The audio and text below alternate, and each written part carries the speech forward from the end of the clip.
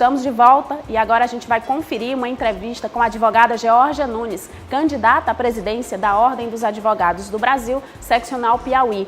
Em entrevista, a jornalista Carliete Nunes, ela fala das suas propostas caso vença as eleições e não poupa críticas à atual gestão da Ordem. Vamos conferir. A eleição para a presidência da Ordem dos Advogados do Brasil, seccional Piauí, acontece no próximo dia 24 de novembro. 4 candidatos concorrem à vaga. E a única representante feminina é a advogada especialista em direito eleitoral, Geórgia Nunes. É com ela que eu converso a partir de agora. Eu começo perguntando quais são suas principais propostas. Olá, nós nos colocamos à disposição da classe dos advogados e advogadas porque precisamos apresentar uma alternativa à atual gestão. As nossas propostas vão desde a correção da atual situação de insolvência da OAB, ou seja, nós precisamos arrumar a casa de forma transparente, nós precisamos implementar a transparência nas contas, nós precisamos quitar a dívida a que a OAB está submetida em instituição financeira, ou seja, nós precisamos arrumar as contas mesmos.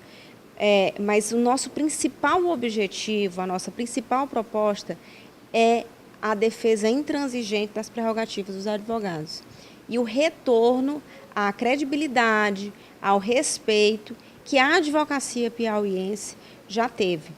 Nós precisamos que as instituições voltem a defender, a acreditar, na verdade, na nossa OAB como voz do cidadão, como uma voz da sociedade. A sociedade precisa novamente se sentir representada. Hoje, nem sociedade, nem a advocacia se sente representada pela atual gestão. Nós faremos isso em forma de, primeiro, de diálogo, né, com as demais instituições e, segundo, se necessário for, com essa defesa intransigente, através de representações, através de ações mais efetivas para garantir esse respeito. Hoje nós temos uma advocacia que é desrespeitada nos mais diversos segmentos da sociedade. Nas mais diversas áreas da sociedade, a advocacia vem tendo as suas prerrogativas violadas.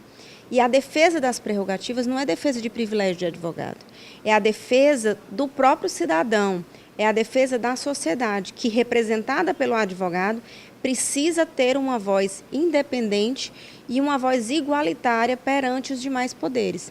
Então, resguardar a lei do Estatuto da Advocacia e o direito ali assegurado para o advogado é permitir que o advogado exerça sua profissão, que é a própria representação da sociedade.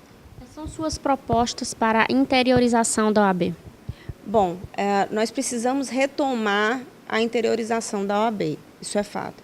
O advogado do interior encontra-se hoje abandonado. Por onde nós andamos, de norte ao extremo sul do estado, o sentimento é exatamente o mesmo, é de abandono e de descaso. Nós precisamos retomar a interiorização dos cursos, da qualificação desses advogados, dar novamente às subseções a autonomia e a possibilidade de trabalhar.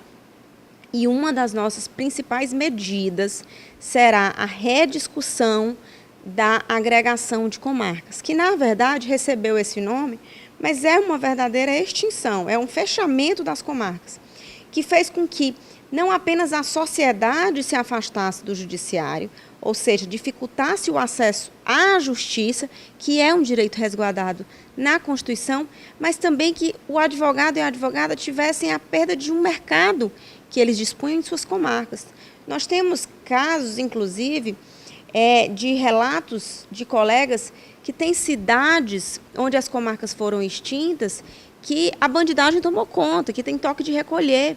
Porque na falta da comarca, na falta de um juiz, na falta de um promotor, nós sabemos que o interior já não tem polícia militar. E acontece que chega à noite, as pessoas não saem na rua porque a criminalidade aumentou de forma assustadora. Isso tudo precisa reavaliado. Como nós vamos fazer? Nós vamos fazer o que a OAB não fez, que é ouvir o advogado do interior, ouvir a advocacia de cada uma das 13 subseções do nosso estado, para que faça um relatório, um apanhado, uma avaliação da situação de cada uma das comarcas, não apenas das extintas, mas os processos que mudaram dessas extintas para as demais comarcas e saber como está o volume de ações e como está o andamento desses processos. De posse dessas informações, nós vamos ao judiciário pedir a rediscussão do assunto, buscar soluções para resolver problemas que nós temos visto graves, prejuízos graves para a sociedade, para a advocacia e para a própria prestação jurisdicional. Tenho certeza que com um bom diálogo, com uma boa conversa com o Poder Judiciário, nós poderemos desfazer esse absurdo que a OAB deixou acontecer por falta de diálogo, por falta de conversa, inclusive com a anuência da OAB. Prova de que a atual gestão não se preocupa com a advocacia militante, não se preocupa com o advogado que está no dia a dia em cada uma das cidades do interior e que precisa disso para sobreviver. Só sabe quais as dificuldades da advocacia quem é advogado militante, quem vive e quem sobrevive dos seus honorários, que sabe o valor que tem os honorários e, principalmente, sabe o valor das anuidades.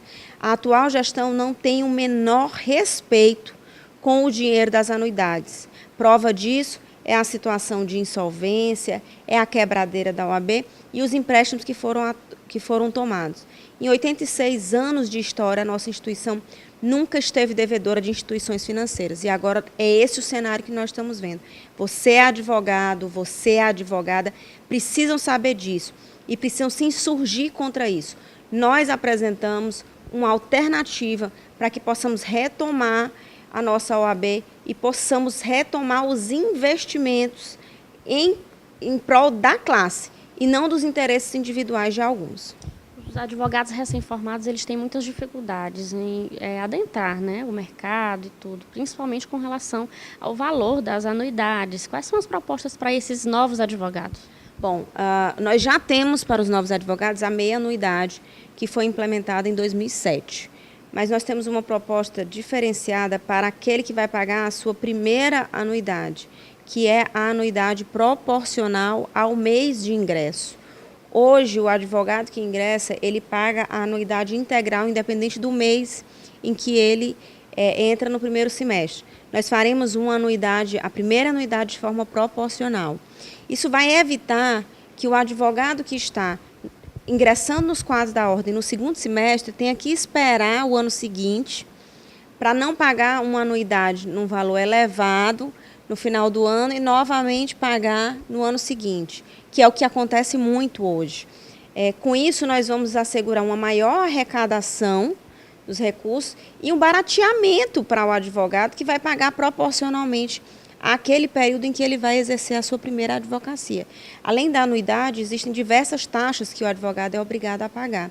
E já que nós estamos falando desse assunto de anuidade de taxas, é preciso que os advogados reflitam sobre o aumento da anuidade de 13% que a atual direção impôs à classe sem nenhuma discussão. Um aumento que foi tomado no Piauí, que foi adotado no Piauí, enquanto todas as demais seccionais do país congelaram as anuidades em razão da situação de crise. E não foi aumentada apenas a anuidade, foi aumentada também essas taxas a que fiz referência e outras tantas. Existem aumentos que chegam até a 200% do valor anterior.